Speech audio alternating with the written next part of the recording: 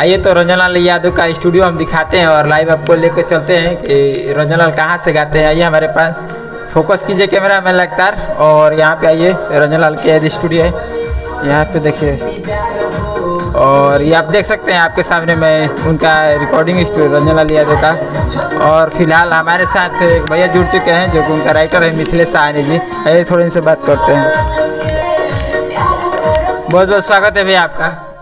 जी, सबसे पहले जो लोग भी आपके चैनल को देख रहे हैं, सुन रहे हैं, मैं मिथिलेश साहनी, उनको चरण स्पष्ट नमस्कार है। अच्छा, अभी आप क्या कर रहे थे ये बताइए? मिक्सिंग हो रहा था गाना का? अभी रंजन लाल यादव जी और आयशा राज जी का सॉन्ग रिकॉर्डिंग हुआ है, उसी को मिक्सिंग कर रहे थे। मिक्स कर रहे थे।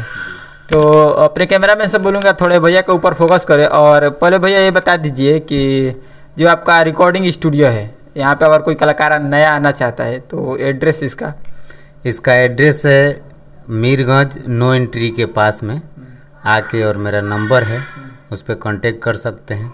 MS रिकॉर्डिंग स्टूडियो है ना? हाँ, MS music Mirganj. MS music Mirganj. अच्छा भैया ये बताइए थोड़ा हमारे व्यूवर को कि आपका स्टूडियो कितना पुराना हुआ? अभी यहाँ पे तो हम करीब 6 महीने से काम कर रहे हैं, मतलब अपना चला रहे हैं। बाकी एक्सपीरियंस कहिएगा काम करने का तो शायद एक्सपीरियंस 5 साल का है। एक्सपीरियंस 5 साल का है जी। यहाँ मतलब कि अगर ये समझे, अगर व्यूअर को बोलें कि अगर कोई नया कलाकार आता है तो उसके लिए फिट जगह है? एकदम बेहतर है। बेहतर है, चलिए ठीक है। अगर कोई भी नया कलाकार यहाँ पे आकर, भैया का नाम अक्सर सुने होंगे रंजन लाल यादव के गाना में, तो आज भैया से डायरेक्ट पूछ लेते हैं कि क्या ऐसा खास बात है जो रंजन जी के हर एक गाने में इनका नाम रहता है। बताइए भैया। नहीं, देखिए खास बात कुछ नहीं है, जैसे कि हम रिकॉर्डिंग मिक्सिंग वगैरह तो करते ही हैं, साथ साथ गाना लिखने का भी। गाना भी लिखते हैं? जी, गाना भी लिखते हैं। और बहुत ब्लास्ट मैटर आप लोग सुने भी होंगे। हाँ, ये तो आपका उनका गाना बवाल बहुत बचाता है जी। तो उनका जो भी सॉन्ग होता है हम लिखते हैं। वो ये सुनाइए ना गाना जो ब्लास्ट हुआ, आप जो लिखे हैं जिसमें। अभी आप लोग सुने होंगे तारा आँखिया के कजराए जान झगड़ा करा दे लगा। इतना वो गाना झगड़ा करा दिया है कि बार बार हर एक बार हम अपने वीडियो में बताते रहे कि कजरा झगड़ा करा दिया है, और झगड़ा करा भी दिया था। ये भैया खुद लिखे थे अपने हाथों से, है ना भैया? जी। क्या सोच कर वो गाना लिखे थे कि वायरल हो जाएगा? नहीं, देखिए आदमी तो जो भी सॉन्ग लिखता है यही सोच के लिखता है कि शायद ये वायरल हो जाए, लेकिन हमारे ऑडियंस को, हमारे पब्लिक्स को पसंद आ जाता है, वो वायरल हो जाता है। अच्छा, अब ये बताए कि 5 साल का आप एक्सपीरियंस है, तो आपका दिमाग में कैसे आया कि चलो भाई हम भी गाना लिखते हैं? नहीं, देखिए ऐसे जैसे हम लोग बचपन से ही कलाकारी क्षेत्र में, हम लोग जब स्कूल में पढ़ाई किया करते थे, उस टाइम नुक्कड़ नाटक वगैरह खेलना अरे सब मैंने कलाकारी लाइन में हम लोग का बहुत पहले से, स्कूले टाइम से। हाँ, स्कूले टाइम से। उस समय से मतलब अभी जाके राइटर के मतलब रूप ले लिया? हाँ, अबे मैं गाना तो बहुत दिन से लिखता था। ऐसे जब ऑडियो कैसेट का ज़माना था उस टाइम से मैं गाना लिखता। रील वाला था तब से? हाँ, जो रील वाला नहीं कैसेट चलता था उस टाइम से, लेकिन उस समय कोई प्लेटफॉर्म नहीं था, नहीं मिल पाया। अभी प्लेटफॉर्म मिला कुछ अच्छा करने के लिए, तो कर रहे हैं, धमाल मचा रहे हैं भैया। हमारे एक से एक तवा तोड़ गाना रंजन लाल के माध्यम से आप लोग सुनेंगे मिथिलेश साहनी का।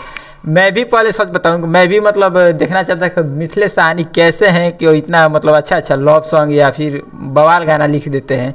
तो भैया आपको कैसा लगता है जब आपके लिखा हुआ गाना मार्केट में चलता है, बजता है, अगल बगल का ऑर्केस्ट्रा में आप लोग सुनते हैं? तो जैसे मार्केट में जब गाना बजता है तो मैंने दिल में बहुत खुशी होती है।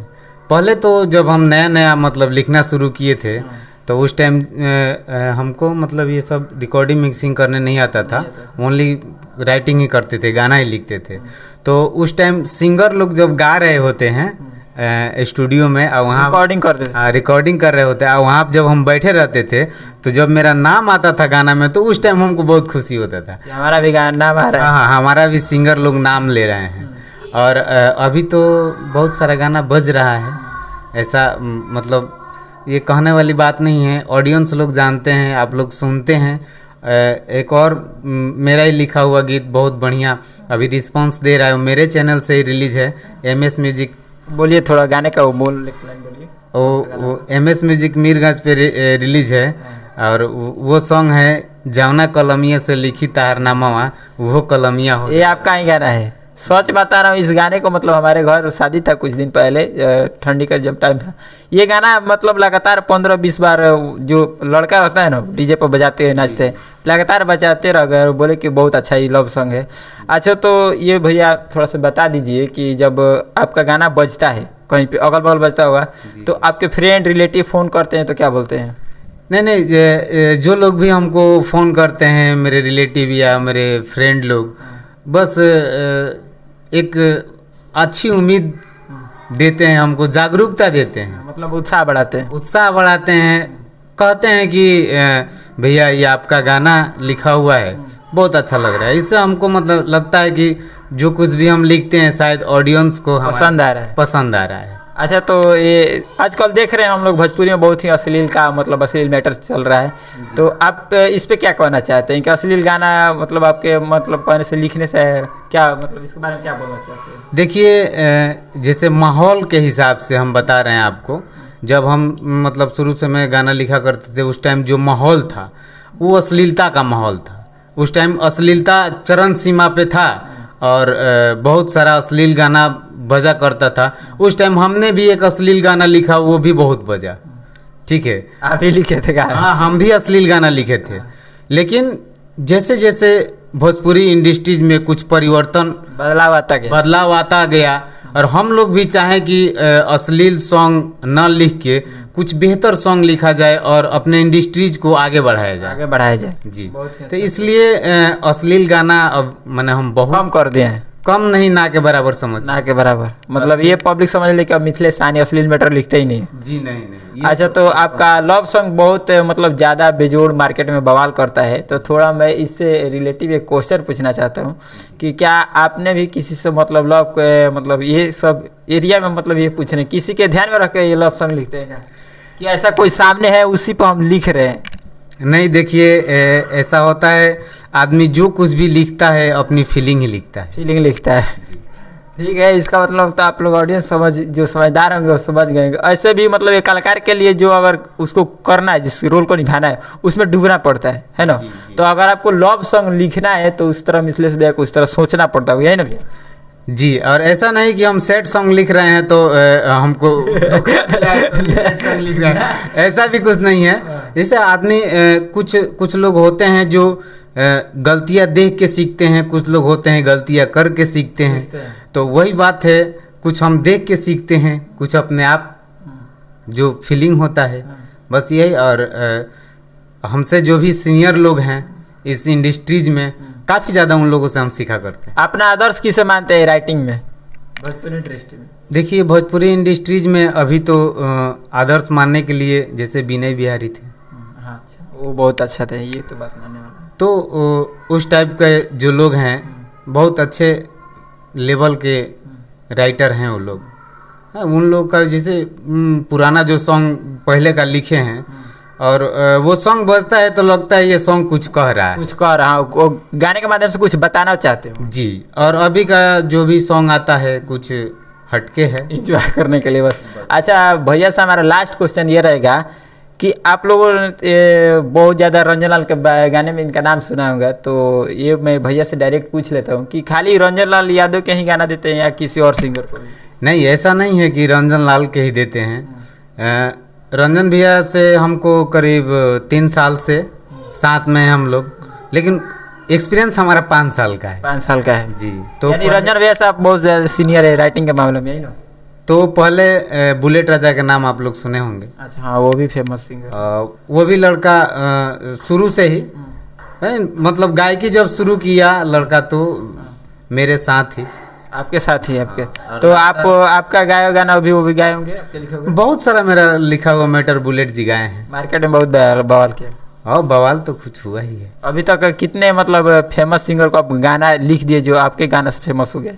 नहीं, देखिए एक लड़का था पुनीत राजा, उसको हम मतलब अश्लीलता जब था उस टाइम उसे हम एक गाना गवाए थे, तो वो भी जैसे कि वो उसका मतलब गाना तो बहुत कम बजा, लेकिन उस गाने को बहुत सारे लोग कॉपी करके गाए, कॉपी करके गाए और बहुत सारा मतलब मैटर बहुत अच्छा था। आपका लिखा हुआ था? हाँ, मेरा ही लिखा हुआ था। तो जब कॉपी होने लगा तो आपको कैसा लगा? अच्छा मतलब क्या हुआ? नहीं देखिए, कॉपी होता है सॉन्ग तो हमको दिल में बहुत खुशी होती है, इसलिए कि शायद हम कुछ अच्छा किए हैं, इसलिए हमारा डुप्लीकेट सब लोग कर रहा है। ये तो सोचने वाली बहुत अच्छा बात हुआ। जब तक अच्छा नहीं होगा तो उसका डुप्लीकेट होगा, कोई कॉपी करेगा ही नहीं। वही, इसलिए हम माने अपने आप को गर्व भी महसूस करते हैं कि कुछ अच्छा हम करते हैं जिसका लोग डुप्लीकेट करते हैं। डुप्लीकेट बहुत ही अच्छा सोच। और भैया से मतलब भैया का recording MS recording studio Mirganj, यहाँ पे आइए, आप लोगों का बहुत ही अच्छा सुविधा। और भैया तो जानते हैं ऑलराउंडर है, म्यूजिक से लेकर रिकॉर्डिस्ट, राइटिंग सब करते हैं। तो एक बार प्लीज़ हमारे मतलब यही अनुरोध करूँगा कि भैया के एक बार स्टूडियो में आइए और भैया से मिले, बहुत ही अच्छा व्यवहार, और यहाँ पे आकर आपको बहुत ही अच्छा लगेगा। और ऐसे ही वीडियो देखने के लिए हमारे चैनल को सब्सक्राइब कीजिए और भैया को चैनल को सब्सक्राइब कीजिए। और MS म्यूजिक के मतलब जिस पे गाने आते हैं उसका लिंक मैं अपने डिस्क्रिप्शन में डाल दूंगा, जाकर वहाँ पे गाने देखिए। तब तक मिलते हैं नेक्स्ट वीडियो में नेक्स्ट टॉपिक के साथ।